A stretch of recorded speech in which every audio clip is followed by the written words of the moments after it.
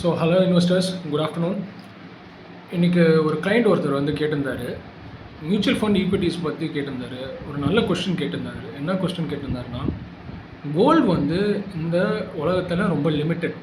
Okay, இந்த உலகத்தில் லிமிட்டடாக இருக்கிறனால அதோட டிமாண்ட் எப்போதுமே அதிகமாக தான் இருக்க போகுது அப்படின்னு சொன்னார். கரெக்டு தான், அவர் சொல்கிறது தப்பே கிடையாது. ஒரு பொருளுக்கு எப்போ வந்து டிமாண்ட் அதிகமாக இருக்கோ, சப்ளை கம்மியாக இருக்கும்போது அதோட ப்ரைஸ் வந்து அதுக்கு ஒர்த் வந்து அதிகமாக இருக்கும். அது கரெக்டு தான். அதே சமயத்தில் ஆனால் மியூச்சுவல் ஃபண்டும் ஈக்விட்டியும் கிடையாது அப்படின்னு சொன்னார். ஏன்னா எவ்வளோ வேணாலும் நம்ம வந்து வாங்கலாம், எவ்வளோ வேணாலும் மியூச்சுவல் ஃபண்ட்ஸ் வந்து நம்ம வாங்க முடியும் அப்படின்னு சொல்லும் போது அங்கே தான் அவர் தப்பாக சொல்லிட்டாரு. ஸோ லெட்ஸ் ஒரு எக்ஸாம்பிளுக்கு நான் சொல்கிறேன்.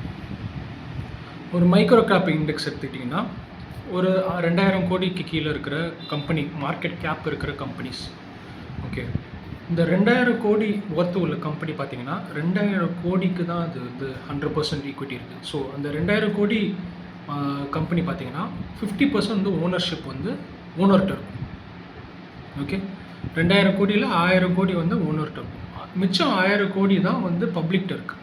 ஓகே, இப்போ இந்த ஓனர் வந்து இந்த 50% வந்து அவர் வச்சுருக்காரு, அவர் வந்து விற்க மாட்டார். மிச்சம் இருக்கிற 1000 கோடி தான் மார்க்கெட்டில் ஃப்ளோட் ஆகிட்டு இருக்கும். ஓகே, இப்போ இந்த 1000 கோடி இருக்கிற பப்ளிக் பீப்புள் அவங்க விற்க மாட்டாங்கன்னா அதோட டிமாண்ட் வந்து ரொம்ப அதிகமாகும்.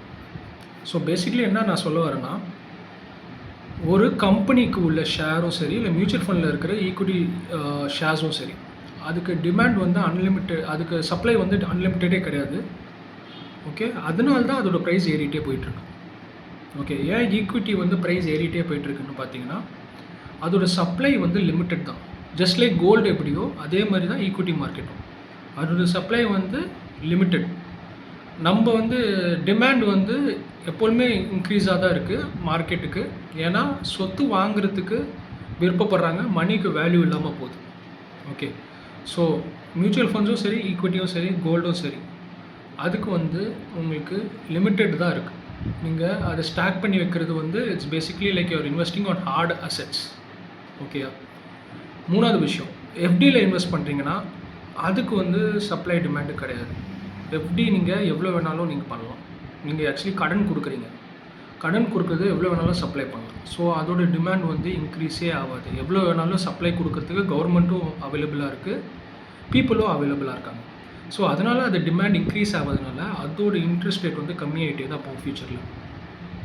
Okay, when government starts printing a lot of money, interest rate will drop. So உங்களுக்கு 2010 உங்களுக்கு வந்து 10% இன்ட்ரெஸ்ட் ரேட் கிடச்சிட்டு இருந்துச்சு. இப்போ 2025 ஆகிட்டு உங்களுக்கு 6லேருந்து 7% தான் கிடைக்குது. 2035 உங்களுக்கு 4லேருந்து 5% தான் கிடைக்கும். அதுவும் நான் மேக்ஸிமம் சொல்கிறேன். Okay, so be careful on investing on FDs. Invest on real hard assets. Thank you.